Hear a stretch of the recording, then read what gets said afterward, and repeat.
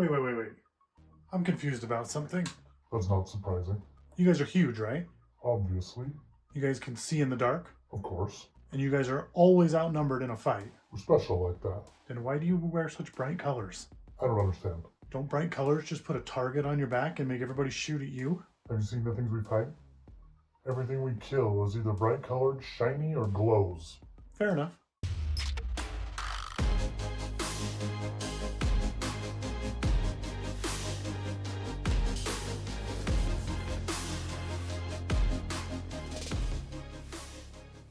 In the world of painting miniatures, there are tons of tricks and tons of little things that you just kind of have to learn as you go.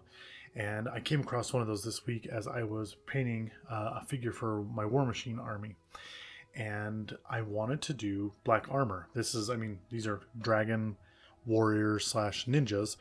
And so I wanted them to have that dark ninja-like armor. And I had never painted black armor. And so I started looking up tutorials and things like that.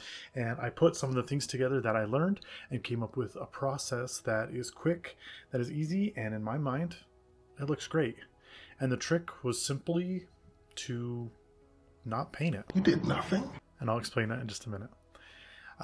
For those of you who are just tuning in, welcome to Pulsegate Games. We are here to make your tabletop gaming experience the best that can be, whether that has to do with 3D printing, painting, creating armies, or just playing tabletop games. We're here to help you out. So please like the channel, subscribe, and stick around.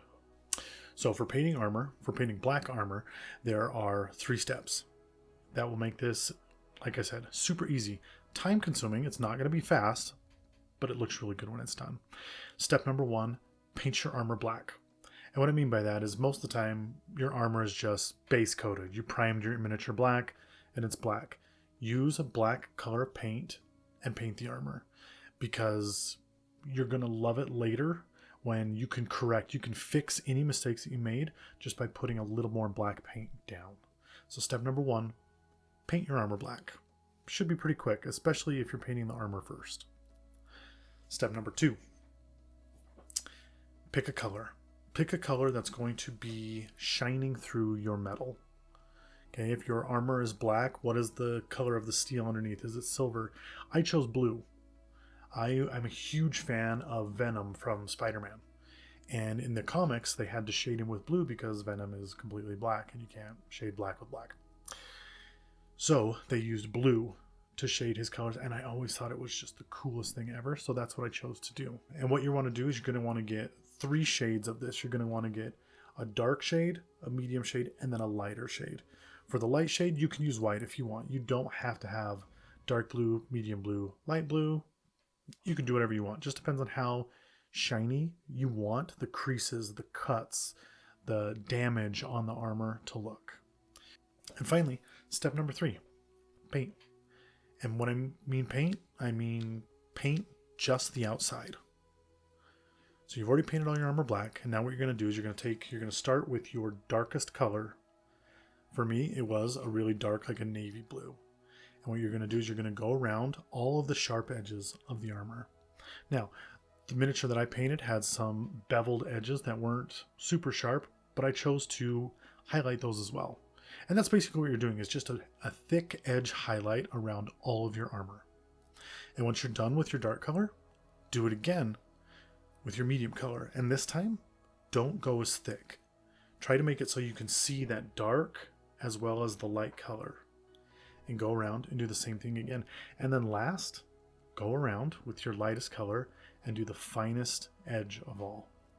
Now, this is awesome because it teaches you how to do edge highlights in a really good way. It's practice, right? It's really good practice to do edge highlights.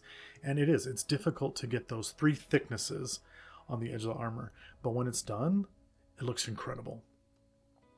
And I guess there's a 4th step that I didn't kind of throw in here, and that is add your damage. Using one of those colors. You don't need to use all 3 for this. I typically try to do the middle color. I would put scratches and things like that into my armor. And then if you want them to catch the light a little more, go back and put thin little pieces of your lightest color. And that's it. That is painting black armor for your miniatures. And I thought it turned out great. Now, I've seen other people that'll go through and on all of the sharp points, it's like the square edges of the armor, at that point they'll put a dot of white, and you can do that. I did that with my first model, and I didn't really care for it very much. And so the second time, I didn't use it, and I thought it looked better. It looked more, I want to say, grungy, realistic, more hard metal. And so I like that more. So hopefully that helps you. Painting armor can be a pain, but this way I feel is a nice, easy way to do it. Again, it's not easy because you're going to have to do edge highlights on all your armor 3 separate times. But the beauty is, like I said, if you go a little too thick with any color, just go with one color back and fix it. And if you go too deep, or you do, something that you don't like on the black armor, just paint it black again and start over. It's very forgiving as far as armor goes, and that's why I like it. Time consuming, but forgiving, and it looks great when you're done. So with that being said, what tips and tricks have you learned? What little thing have you learned about painting in this hobby that has made it easier for you? Painting an entire army, I'm only now realizing how big of a task that is, especially if painting one unit takes you 2 hours and you have to paint 50 of them. That's a huge amount of time. So what makes it go faster for you? What do you do? What has saved you when you have painted your army? Help me! Please let me know, because this is taking forever, and I'm sure other people out there would like to know what tips and tricks you have.